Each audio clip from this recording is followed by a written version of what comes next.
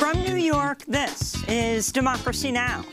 It is, therefore, ordered and adjudged that the said Donald John Trump be, and he is hereby, acquitted of the charges in said articles. The Senate has acquitted President Trump in just the third impeachment trial in U.S. history.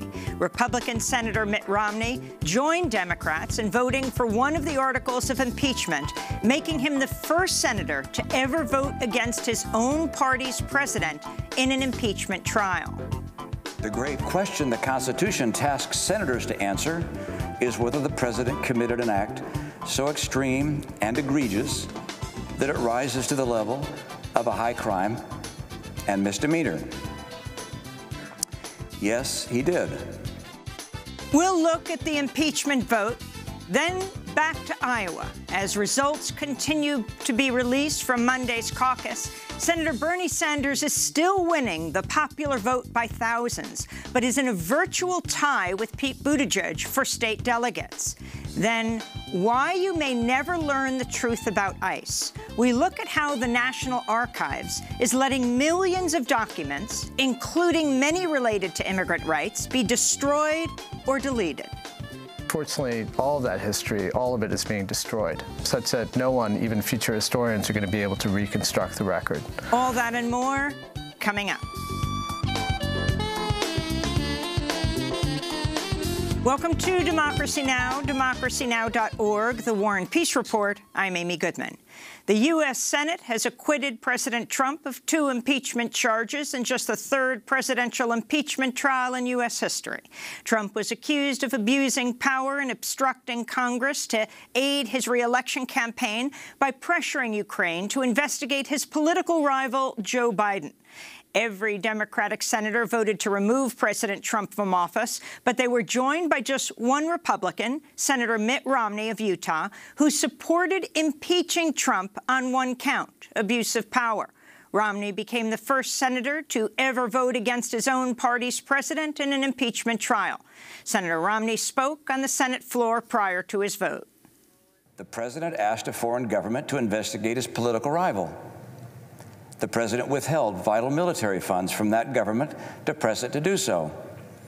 The president delayed funds for an American ally at war with Russian invaders. The president's purpose was personal and political. Accordingly, the president is guilty of an appalling abuse of public trust. President Trump responded on Twitter by hailing the vote as, quote, the country's victory. He also described the impeachment effort as a hoax and tweeted a video claiming Mitt Romney was a secret Democratic asset. We'll have more on President Trump's acquittal after headlines. In election news, Democratic officials in Iowa are continuing to release official results from Monday's caucus.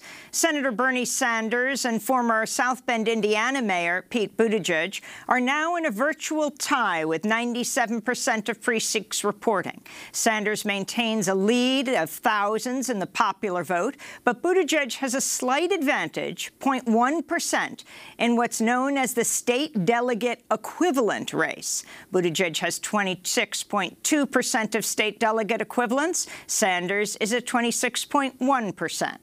Democratic officials have attributed the chaos in Iowa to a newly created app built by a little-known firm called Shadow, which has ties to the Democratic establishment as well as the Buttigieg campaign. Democratic leaders in Iowa are facing widespread criticism over how they've handled the crisis. Meanwhile, the Bernie Sanders campaign has just announced it raised $25 million in January. The death toll from the coronavirus has topped 560 in China, with more than 28,000 cases diagnosed worldwide. The rapid spread of the virus comes as the unprecedented lockdown of Chinese cities, home to 50 million people, enters its third week. In China, a newborn baby became the youngest person with the virus this week, diagnosed only 1 day after birth. Meanwhile, a cruise ship with thousands of people on board, including 428 Americans, has been quarantined off the shore of Japan. 20 people on the cruise have tested positive for coronavirus on the ship so far. The cruise ship is now anchored off Yokohama port. None of the passengers are allowed to leave their rooms.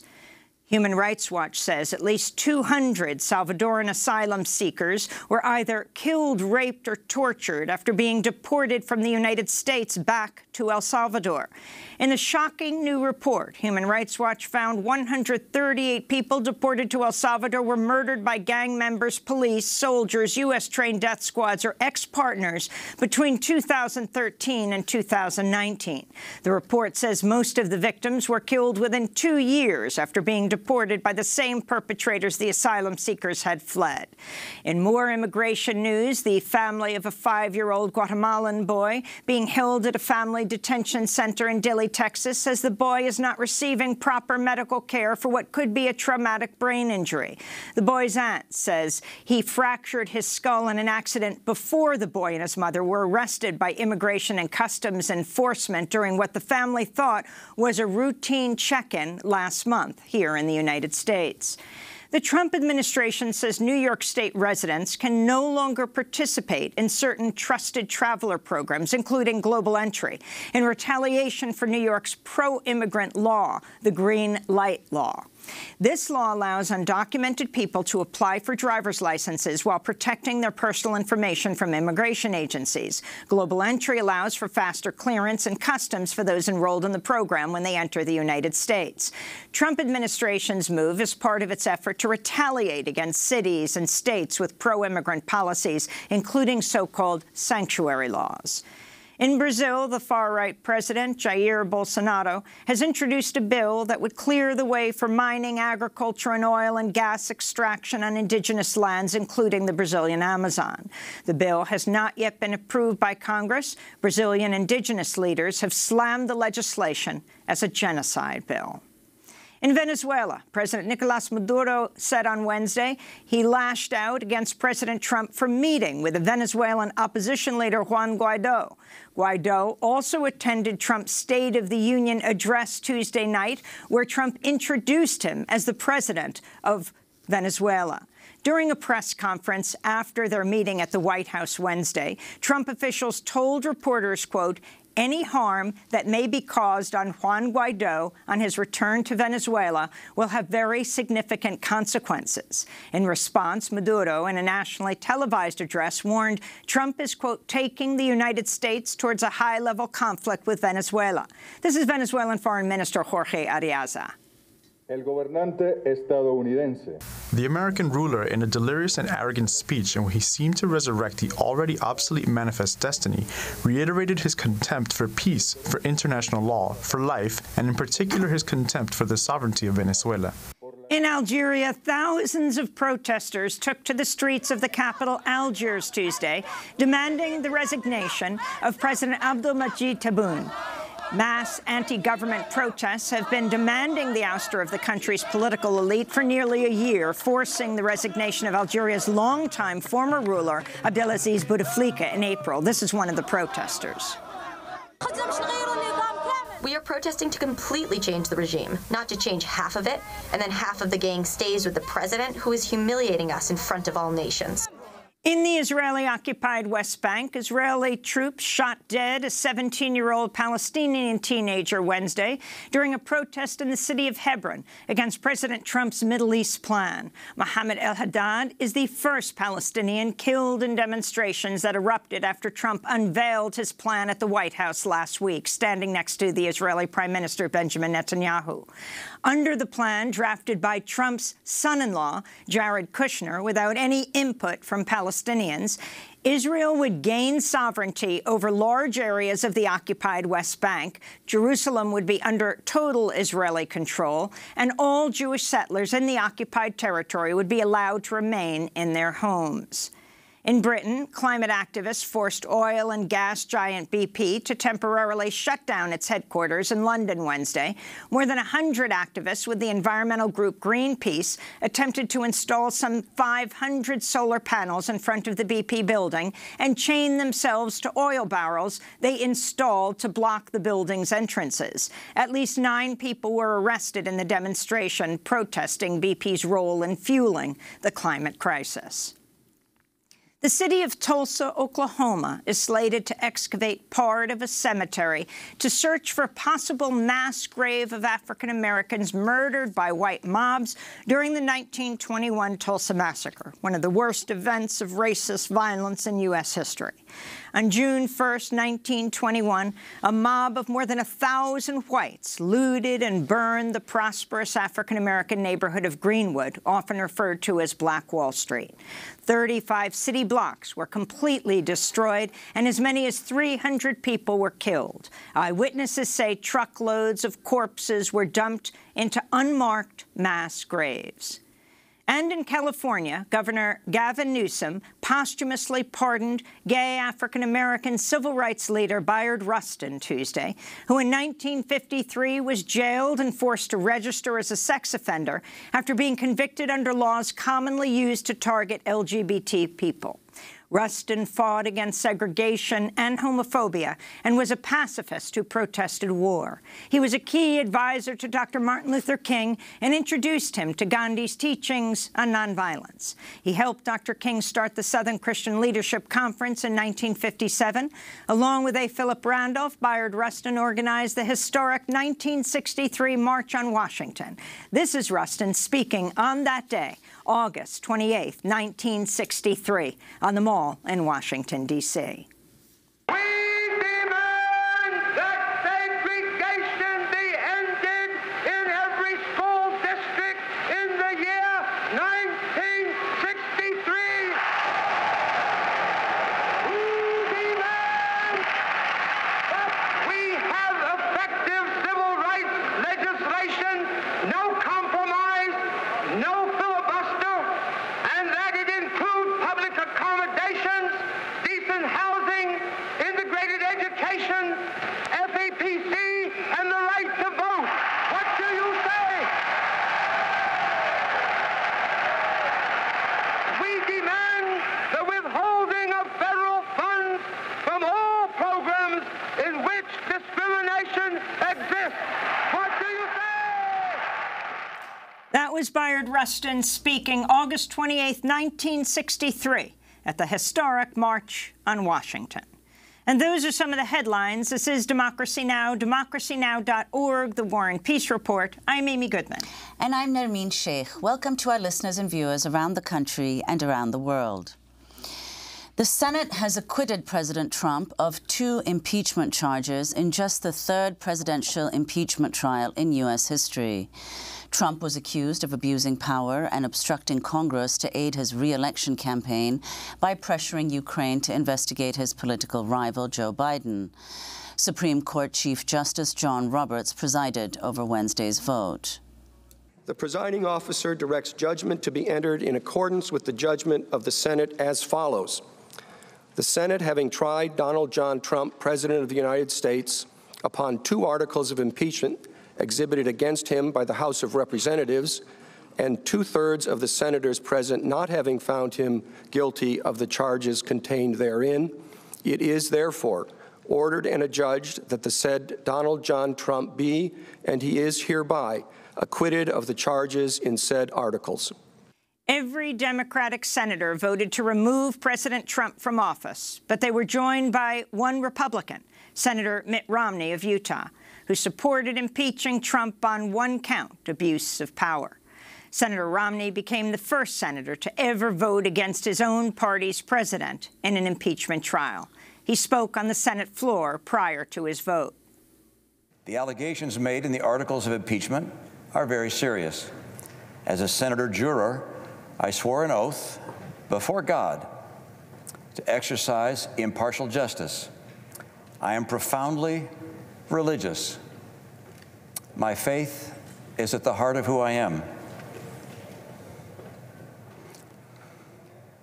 Romney chokes up.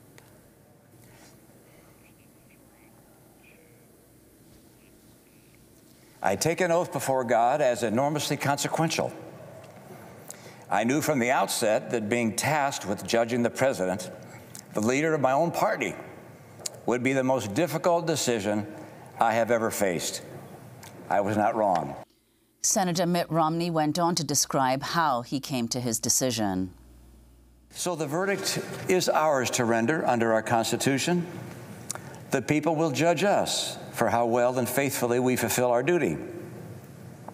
The grave question the Constitution tasks senators to answer is whether the president committed an act so extreme and egregious that it rises to the level of a high crime and misdemeanor.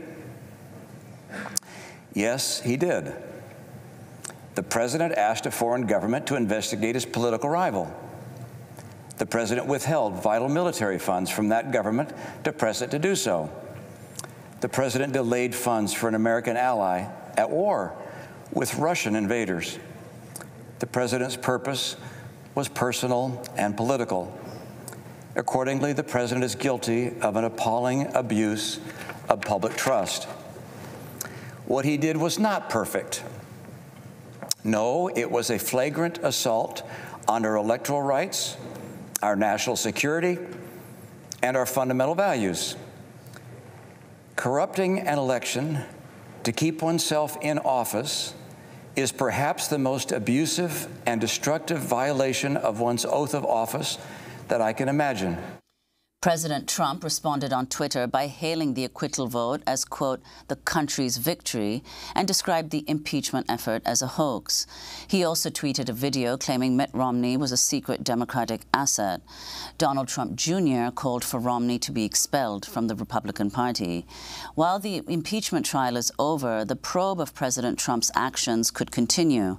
On Wednesday, House Judiciary Chair Jerry Nadler said the House will likely subpoena former National Security Advisor John Bolton. To talk more about President Trump's acquittal, we're joined by Manisha Sinha, professor of American history at University of Connecticut, fellow at the Radcliffe Institute at Harvard University, author of The Slave's Cause, A History of Abolition.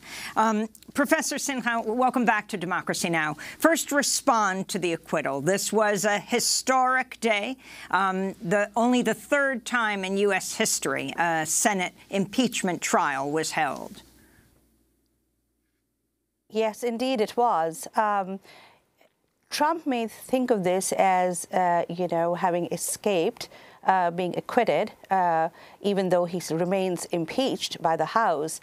I do think, though, despite the acquittal, that the whiff of illegitimacy that has always been around this president ever since his election, the largest popular vote loss, accusations of Russian meddling, squeaking into the office through the Electoral College, demeaning the office by his behavior, flouting the rule of law. What I think is that this impeachment, despite the acquittal, reinforces that air of illegitimacy around Trump, no matter how much he has been grandstanding in the State of the Union and the ways in which an overwhelming majority of the Senate GOP has basically given him a blank check to do anything he wants. And Professor Sinha, if you could talk about the significance of Mitt Romney voting against his party. He was the first senator to do so in an impeachment trial. I do think that Mitt Romney is a true profile in courage. Mike Pence and the Republicans have been hailing a corrupt Republican senator from the 19th century who was bribed into acquitting Johnson as a profile in courage. But really, it was Mitt Romney. I do not agree with Senator Romney's politics. As a resident of Massachusetts, I regularly voted against him, even though he was very popular. And I certainly voted against him when he was running against Barack Obama in 2012. But his speech yesterday struck me as historic, both in the ways in which he evoked his oath of office to the Constitution, but also the ways in which he evoked his Mormon faith, his religiosity, as moving him to do the right thing. As a historian of abolition, I also appreciated that. I do think that Mitt Romney will be looked on very kindly by history, and I think it is mind-boggling that Trump called him a Democratic asset. I mean, this man was the Republican presidential candidate in 2012. It just goes to show how much of its political and moral mooring the current GOP and its leader, Trump, in the White House has lost. I'd like to turn to a contrast to Senator Romney, and that's Republican Senator Lisa Murkowski of Alaska. Speaking on the Senate floor earlier this week, she called Trump's behavior shameful, but said she'd vote to acquit him. The president's behavior was shameful and wrong. His personal interests do not take precedence over those of this great nation. The president has the responsibility to uphold the integrity and the honor of the office, not just for himself, but for all future presidents. Degrading the office by actions or even name-calling weakens it for future presidents, and it weakens our country. The response to the president's behavior is not to disenfranchise nearly 63 million Americans and remove him from the ballot. The House could have pursued censure and not immediately jumped to the remedy of last resort. I cannot vote to convict. So that's Alaska Republican Senator Murkowski. In the midst of this trial, the questions were, what would Murkowski, Senator Collins of Maine, Lamar Alexander of Tennessee, Romney was pretty clear from the beginning how he felt do. Manisha Sinha, professor of American history at University of Connecticut, respond to what she says and how the Republicans made this decision to acquit. I thought Professor Murkowski's decision to vote against witnesses and evidence and also to eventually acquit Trump was deeply disappointing. She had been very courageous in voting against the confirmation of Brett Kavanaugh, one of the few Republicans who had the gumption to do that. So one was expecting better things from her. And her statement afterwards saying that Congress had failed was actually somewhat laughable because, in fact, she and the Senate GOP had failed in this entire process. So I was deeply disappointed by Senator Murkowski. I do know that Mitch McConnell, as the Senate Majority Leader, wields a lot of power. He also has a lot of monies that go into the re-election campaigns of the senators. They are also, we hear from an op-ed by Senator Sherrod Brown of Ohio, extremely fearful of Trump. Now, that really is a step towards authoritarianism. When you start fearing the great leader, when you do not act on your principles, when you do not act as a senator of the United States, following the rules and procedures of democratic governance, I think that is a very scary time for American democracy. Well, Professor Sinha, I mean, you're right about that, because you think of what President Trump's response was to Senator Romney. I mean, within hours, he posted a video on Twitter calling him a secret Democratic asset. Exactly. Trump is known to go after his enemies, even his friends who disagree with him. And what's scary is that people start getting death threats. Representative Schiff has been the target of credible death threats. This should not be happening in a country that is governed by the rule of law and by democratic norms. We are not going to slip into 1930s Germany, where people are being intimidated by words and then by violence. I think we are not there yet, but we are certainly witnessing the kinds of authoritarian behavior and words that was unthinkable in the United States in its recent past, that you see amongst tin pot dictators all over the world. I mean, Murkowski's path to the Senate was quite astounding. She actually won in Alaska on a write-in. She had lost the Republican primary, and she won as a write-in running against a Republican and Democrat. But I want to turn now to the Senate Majority Leader, Mitch McConnell, speaking to Fox News Wednesday. The most aggressive thing you can do to any president is to try to impeach them. And they did it on a party line vote. And you could best describe it as Trump derangement syndrome. In other words, whatever he's for, they are just have a Pavlovian negative response to it almost immediately. This was a thoroughly political maneuver. If it was stupid. It backfired. The president's got the best numbers he's had since he's been in office. My members who are in tough races are all looking at better numbers than they were before impeachment started.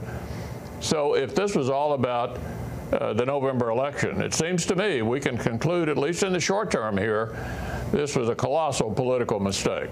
So let's talk about the role of Mitch McConnell, who proudly said he would not be an impartial juror, that he would coordinate everything with the White House, when there were many who were saying maybe Republicans will break ranks and ultimately call for witnesses. Many others said, no, McConnell's not going to lose control of his Republican majority. If you could comment, Professor Senhan, on both the power and the role of the Senate Majority Leader, Mitch McConnell, and also of Chief Roberts, the Chief Justice of the United States, who presided over the impeachment trial. So starting with McConnell, I think here is a Senate Majority Leader who has completely broken the Senate. He began with blocking the nomination of Merrick Garland, and now he behaves in such a venal and such a unprincipled, partisan manner. In fact, it's somewhat laughable that they keep calling this a partisan impeachment. There's nothing more partisan than the way in which Mitch McConnell has presided over the Senate. He and his fellow senator from Kentucky are doing great damage to that great state. I can say that they follow in the footsteps of Garrett Davis, the representative and later senator from Kentucky, who was a Johnson acolyte and a complete racist. I do hope that they don't continue on this path, but it's quite likely that Mitch McConnell would be pretty shameless in putting forward the agenda of the Republican Party, no matter the damage that it does to the Senate, to our democratic institutions, to the rule of law. It is quite clear that they want Trump to be vindicated as their party candidate under any circumstances. And Mitch McConnell would be the first one to defend Donald Trump if indeed he shot someone on Fifth Avenue. Going on to Chief Justice Roberts. Chief Justice Roberts simply presided over this trial. The best thing that he did was not to read Senator Rand Paul's question that outed the whistleblower. That did not deter Senator Paul, who calls himself a libertarian, but really has behaved like an authoritarian. He read out the whistleblower's name in his speech. Now, there was some talk that the Democrats, the House managers, would indeed go to Chief Justice Roberts and ask him to intervene and allow for witnesses and evidence to come into the impeachment trial. That did not happen, and I suspect that it did not happen because they sounded him out and he made it quite clear that he would not intervene. And instead of embarrassing him publicly by making that motion, they decided to just let it go. Now, here are Democrats upholding the integrity and the independence of the federal judiciary, of the Supreme Court, of Chief Justice Roberts, in not going down that route, as was suggested by Senator Elizabeth Warren's question. And there are the Republicans willing to tear down anything standing in their way, as long as they can get Trump reelected.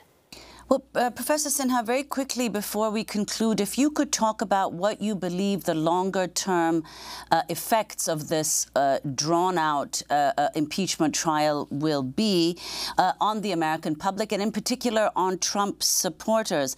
Just prior to the Senate vote on Wednesday, a Gallup poll found that Trump's job approval rating was at 49%, which is the highest it's been since he took office.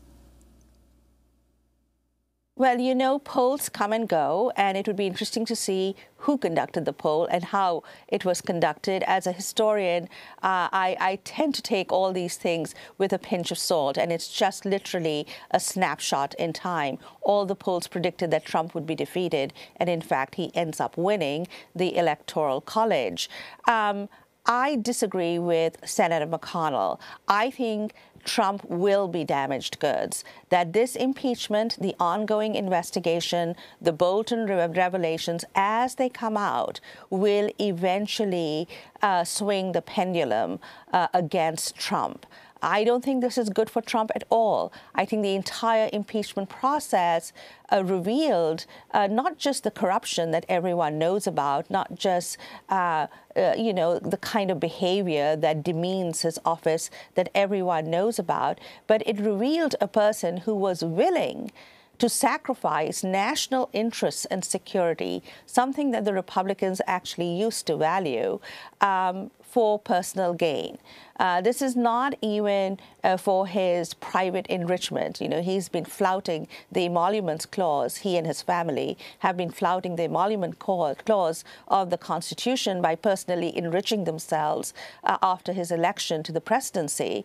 But this is actually even worse than that kind of crude corruption. This is literally playing a game with the country's security, with the country's democracy.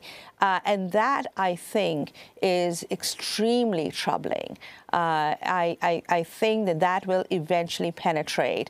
You know, the Republicans today remind me a lot of the Democrats in the 1850s. And remember, you have to simply flip parties' ideological roles when you talk about the 19th century, because the Republican Party was the liberal, progressive party of anti-slavery and big government, and the Democratic Party had become the party of slavery, white supremacy, and states' rights.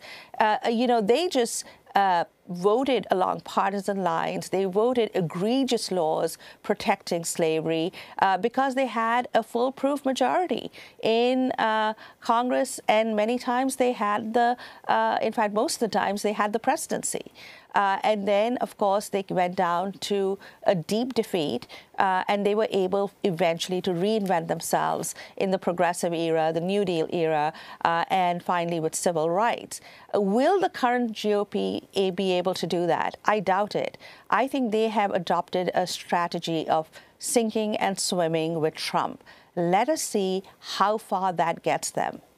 We want to thank you so much for being with us. Manisha Sinha, professor of American history at the University of Connecticut, fellow at Radcliffe Institute at Harvard University, speaking to us from the Harvard Kennedy School, author of The Slave's Cause, A History of Abolition, where she goes into the impeachment of President Andrew Johnson. She wrote an opinion piece for the New York Times headlined, "Donald Trump, Meet Your Precursor." We'll link to that at democracynow.org. This is Democracy Now! When we come back, we go to Iowa.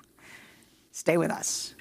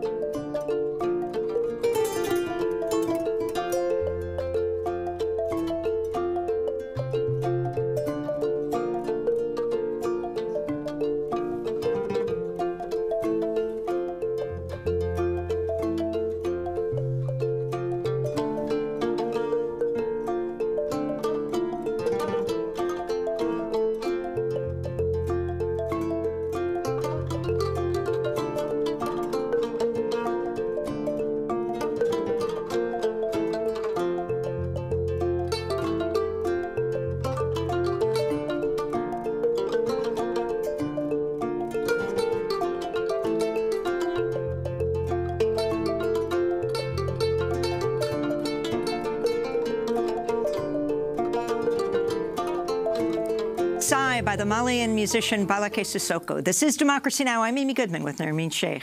Democratic officials in Iowa are continuing to release official results from Monday's caucus.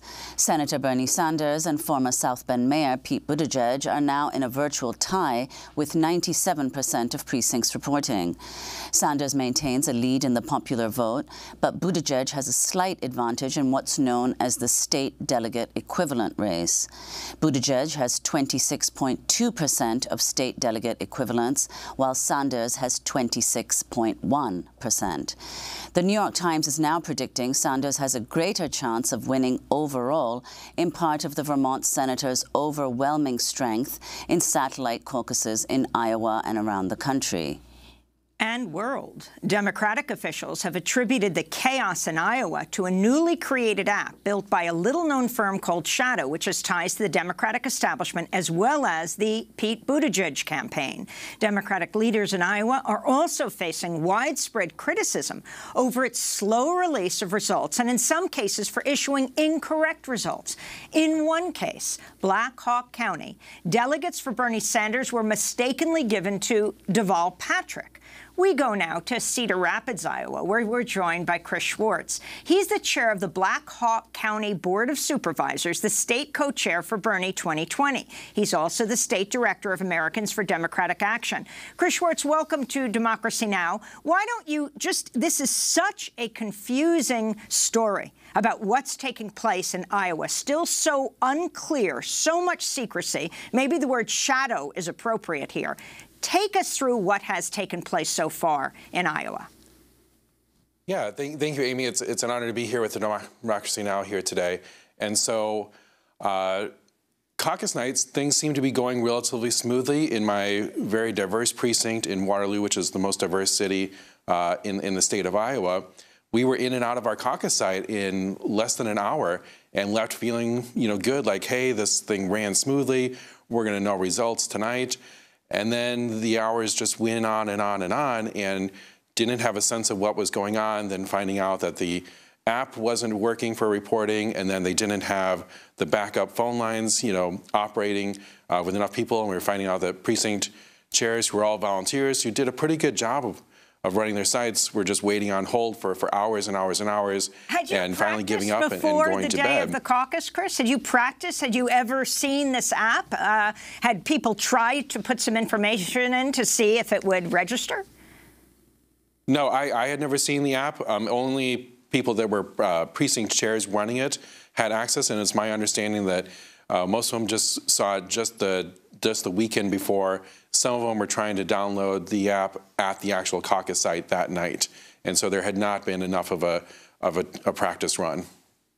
But Chris, it seems extraordinary, given the stakes in this election, that Democrats would take a risk of this sort by trying an app that hadn't even been tested, and you say that only precinct chairs saw it, and that too just the weekend before.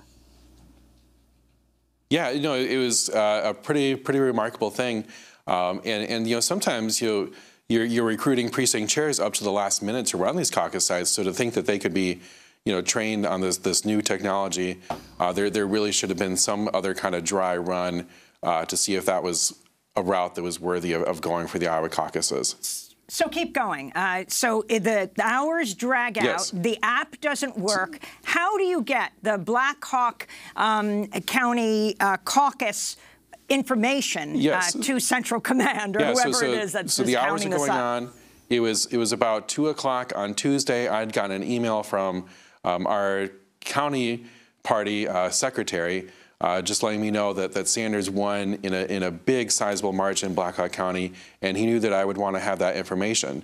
About an hour later, I went down to our county party office to volunteer and help stuff the envelopes of materials that get sent on to the Iowa Democratic Party in Des Moines, at which point I was shown the breakdown of what the first round of voting and what the final delegate count would be for our county convention, at which point it showed a good almost 1,000 vote lead in that first round for Senator Sanders, something that increased when you went even to the second round of viability.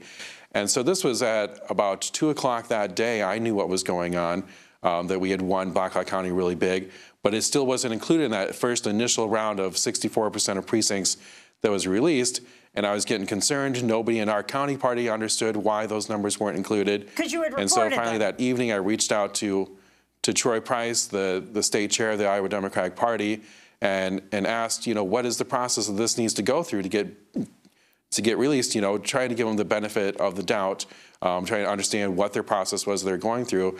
And I just heard crickets. I heard nothing back when he's usually been very responsive to me on things. And so finally the next day I reached out again. I said, hey, I'm still waiting on this stuff. And then I just was feeling guilty that I knew the results of our county, but the constituents I represent didn't. The volunteers of all these different campaigns, the volunteers that ran these caucus sites and worked really hard to do it, all the people that came in from across the country to get out the vote. We had 40 people staying at our house that weekend doing get out the vote efforts, and these people had a right to know what the results of their work was. And so we tweeted it out. I was actually driving, so my fiance Logan was handling my phone, and I just told him what to tweet out. And we put the results out there on Twitter and Facebook. Apparently just at the same time that the Iowa Democratic Party was releasing another round of results, to find out that they had given all these Bernie Sanders delegates in Black Hawk County to Deval Patrick. Deval Patrick, and it shouldn't even come as a surprise to Deval Patrick himself, didn't have any support in Black Hawk County that evening. And so we're just finding out that as we were putting out these results, they're putting out results that are totally contrary. And I think it forced them to immediately walk back with what they had put out. So to be clear, and so I really question that. To be clear, it's taking Chris, so long to get these results out, yet they release them, and then they still get it wrong. What is going on? What is the process? Nobody's being told this. I'm a member of the Democratic Party. I'm an elected official in the state. I still can't even get my answers, answered. So to be clear, Chris, I mean, we got this information because you posted it. Black Hawk County caucus results. Sanders, 2,149 votes. That's 155 county delegates.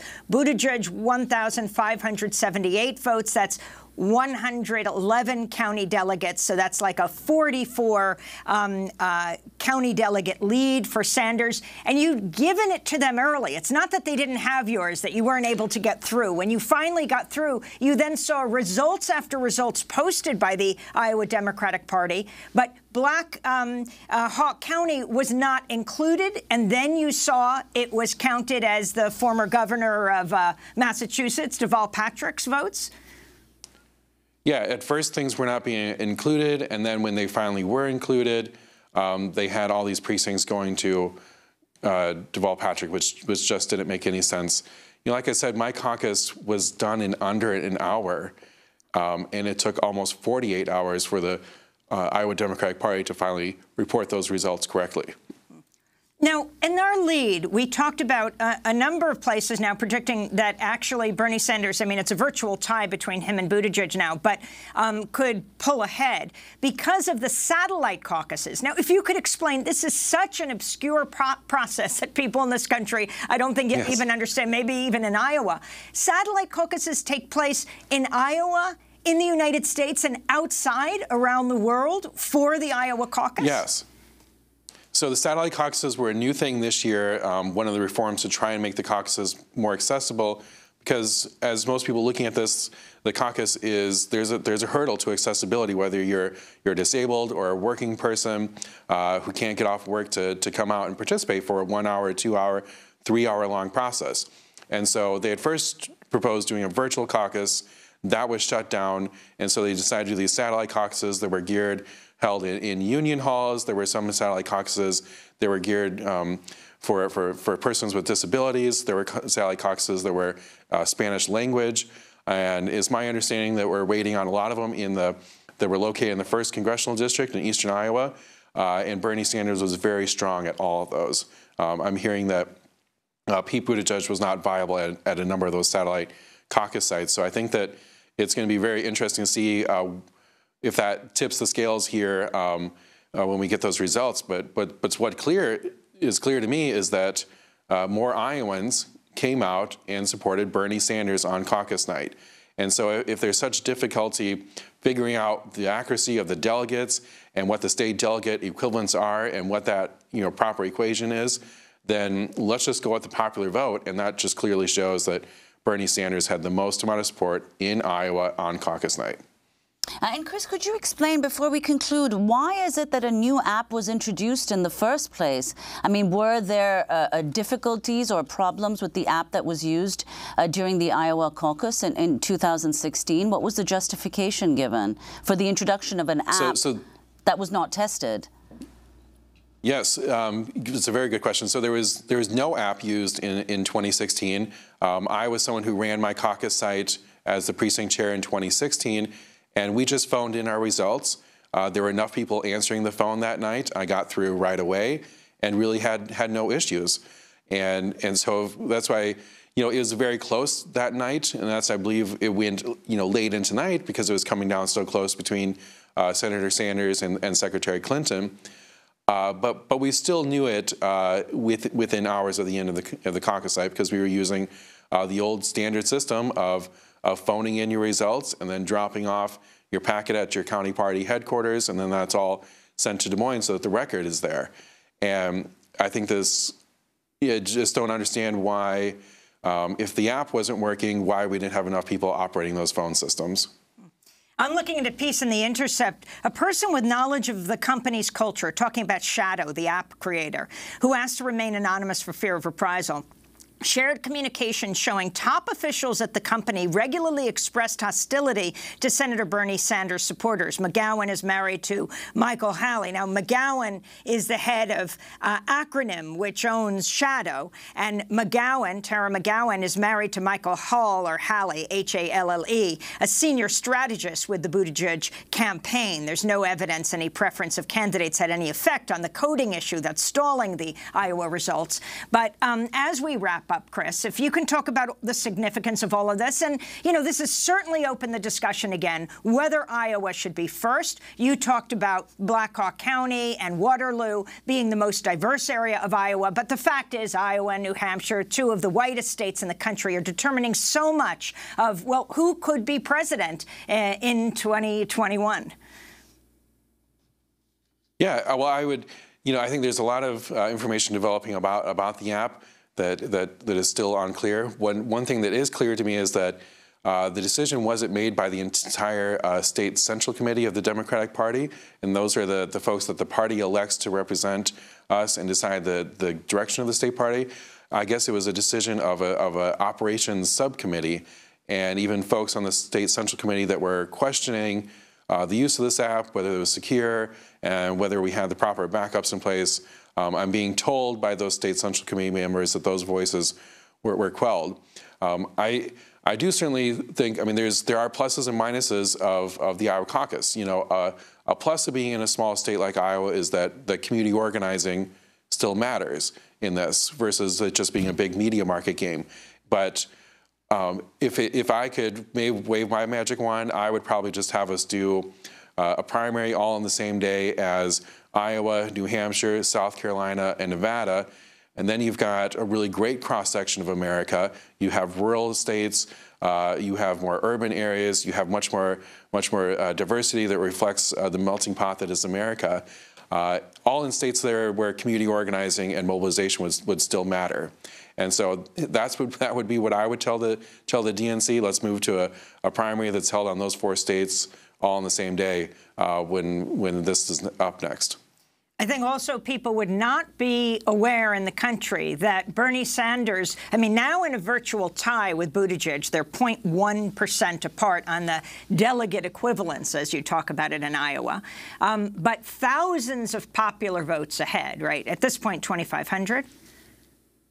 Absolutely. So it is very clear that Bernie Sanders had the most support of Iowans on caucus night. And so I think that's what people should be looking at around the country, is that this movement came out here in Iowa. In my own precinct, it was very, very diverse support of young Black and brown and queer and straight people coming together to support Sanders. And that's what our coalition looks like all across this country. And I believe there's a movement that is ready to elect Sanders president, that is going to have really great momentum going off of these early victories in Iowa, and I predict we're going to do very well in New Hampshire on Tuesday. Chris Schwartz, I want to thank you for being with us, chair of the Black Hawk County Board of Supervisors, the state co-chair for Bernie 2020, as well as state director of Americans for Democratic Action, speaking to us from Cedar Rapids, Iowa. This is Democracy Now! When we come back, what has happened to hundreds of Salvadorans who were deported from the United States? A new report is out. We're going to be talking about that tomorrow. But today, we're going to talk about the National Archives. You heard about the changing of the photographs of the 2017 March, Women's March. Well, now there's a new story. What else is being erased? For example, ICE records. Stay with us. Yeah, and you say Black America, and you say Young America, another day in America.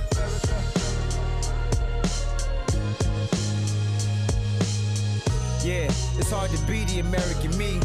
If this ain't home, then where can I be? The answer's no when they ask, oh, say, can you see? Especially when the lawyer asks, oh, hey, can you plead?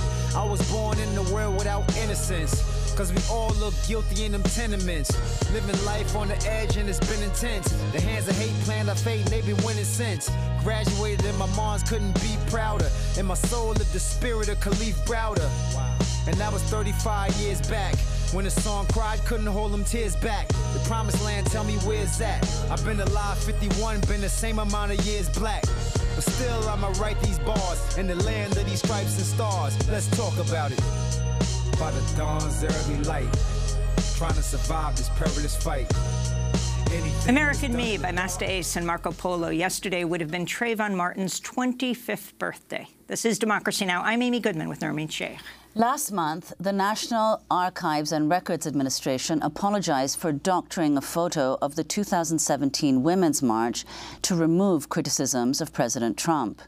The Washington Post first revealed the agency, which calls itself the country's record keeper, had altered the image.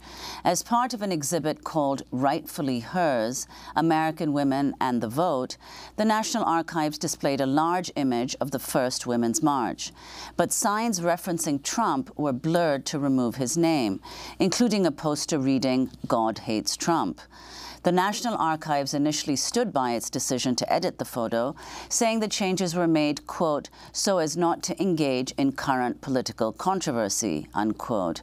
But last month, the National Archives reversed course and apologized. Well, we turn now to a historian who says this was only the latest example of, quote, a great and growing threat to our nation's capacity to protect and learn from history. Matthew Connolly is professor of history at Columbia University, principal investigator at History Lab. His recent piece for the New York Times headlined, "Why You May Never Learn the Truth About ICE." It details how the National Archives is reportedly allowing millions of documents, including many related to immigrant rights, to be expunged. Professor Matthew Connolly, welcome to Democracy Now! Lay out what you found.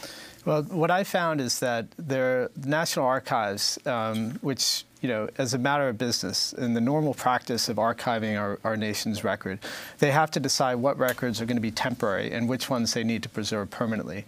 And normally these kinds of documents, they call them records retention schedules, are ones that almost nobody would actually read, except maybe an archivist or an historian. But in this case, it was fascinating because what I found, and what others have found, is that records relating to the death, the sexual assault of undocumented immigrants had been designated as temporary. In other words, these were records they decided had to be deleted after sometimes 3 years, 5 years, 10, or at most 25 years in this case. So there was a big outcry. A lot of people, in fact, tens of thousands of people spoke up in protest. Dozens of members of Congress and the Senate also voiced objections about this. But in December, the Archivist of the United States, David Ferriero, announced that they were going to go ahead anyway. They'd made some changes, but in fact, huge numbers of records relating to shoddy medical care, the civil rights violations of these undocumented immigrants, all these records are going to start to be destroyed later this year. Well, is there any precedent to this? I mean, who has been in charge? Who's made the decisions here? Do you know of any incident prior to the Trump administration where the National Archives were altered in this way? So in fairness, the National Archives has a tough job because, in effect, they have to predict the future. They have to try to figure out what it is that future historians, journalists, citizens are going to want to know about the past. But in the past, it was typically agencies, departments like the CIA, the Pentagon, that would destroy what I think everyone could recognize are vitally important records here and now. So, for example, the CIA has a long history of destroying records of covert operations, mind control experiments, and most recently and notoriously the torture videos. Similarly, the Pentagon destroyed all of the records of the deliberations of the Joint Chiefs of Staff, and in fact decided to... So those kinds of documents would normally be in the National Archives? Well, one would hope, right? Because under the Federal Records Act, these are historically significant documents that should have been preserved, and it was a violation of federal law that these records were destroyed. So normally we trust the National Archives to be the watchdog to prevent other parts of the government from destroying the historical record. But unfortunately, that's not been happening. So you write, the Department of Interior and the National Archives have decided to delete files on endangered species, offshore drilling inspections, the safety of drinking water. You also talk about, specifically when we're talking about ICE, that last month they announced that ICE could go ahead and start destroying records from Trump's first year, including the detainees' complaints about civil rights violations and shoddy medical care. Is this different from previous administrations? It is. I would say that under this administration, things have gone much further, much faster. I think perhaps the best example of that is how Donald Trump tears up his own papers in tiny little pieces. Now, in this case, the National Archives tried to do the right thing. They sent staff to the White House to scotch tape those papers back together again. I'm not even kidding. So what happened to them? Say that again? They went to the White House to scotch tape those pieces of paper back together again. These are our federal employees having to fish out of the trash pieces of paper that Donald Trump had left there rather than leaving a record for the rest of us. And so they scotch taped those records back together. So what happened to those people? They were fired. They were terminated. And who did they work for? They work for the U.S. National Archives. They work for all of us, right? And this is what happened to them when they tried to stop this sort of thing. So this administration has gone further than I think any other administration before. You have to go back to the Nixon White House to see anything like it. And in fact, that's the whole reason why we have a Presidential Records Act to prevent Watergate-style cover-ups. So I think more of us need to start paying attention because, in effect, this White House is being allowed to destroy evidence about things that we may never know about. You also talk about the whole issue of the Trump administration around declassification. You tweeted yesterday, State Department historians have been thwarted by the Pentagon, blocked from declassifying Cold War documents, and at the CIA as well. That's right. So the State Department, under, again, federal law, an act of Congress requires the State Department to produce a record of American foreign relations. And they have been doing this since the Civil War. So for more than 150 years, State Department historians who are professionally trained, highly competent, and completely responsible have been trying to give the rest of us a record of what the government does in our name. Sometimes these, and typically these volumes, they come out 30, 40, sometimes even 50 years after the fact, because it takes that long to get the CIA and the Pentagon and the others to allow these documents to be released. But what's happened in most recent years is that the Pentagon has blocked the State Department from allowing the release of Pentagon documents, hundreds of these documents. These documents date all the way back to the 1970s and 80s. And they're claiming that even now it's dangerous to release them to the public. So give us your final thoughts. We have 20 seconds around what people can do, what can historians do? So a lot of what's happening at the National Archives is happening because they are being starved of resources. They have a smaller budget now than they had back in 2008. That budget has been cut every year for the last 3 years. So if you actually care about having a court of history that can render some judgment about what's happening in our time, then you have to let your congressmen and your senators know that you care about the past and you want to preserve it. Do you think the National Archives will even keep information about President Trump being impeached? You know, I think that the people there want to do the right thing. They just need our help in doing it. Well, we want to thank you, Matthew Connolly, professor of history at Columbia University, principal investigator at the History Lab, and we'll link to your piece, Why You May Never Learn the Truth About ICE. That does it for our show. Democracy Now! Is accepting applications for a paid year-long news production fellowship here in New York City studio. Learn more and apply at democracynow.org. I'm Amy Goodman with Nermeen Sheikh. Thanks so much for joining us.